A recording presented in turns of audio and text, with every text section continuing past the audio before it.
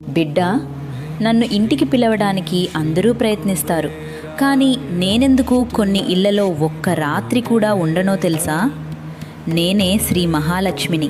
నాకు బంగారం ఇష్టం అనుకుంటారు, పెద్ద ఇల్లు ఇష్టం అనుకుంటారు. కానీ అవి నన్ను ఆపలేవు. నేను నిలిచేది తల్లిదండ్రులను గౌరవించే ఇంట్లో, అన్నాన్ని వృధా చేయని ఇంట్లో, అబద్ధం చెప్పి సంపాదించిన ధనం లేని ఇంట్లో, స్త్రీలను అవమానించని ఇంట్లో, దానం చేసే చేతులు ఉన్న ఇంట్లో, కోపం కన్నా కృతజ్ఞత ఎక్కువగా ఉండే హృదయాల్లో, ప్రతిరోజు దేవుణ్ణి గుర్తు చేసుకునే కుటుంబాల్లో. నాకు ఒక దీపం చాలదు, ఒక పువ్వు చాలదు.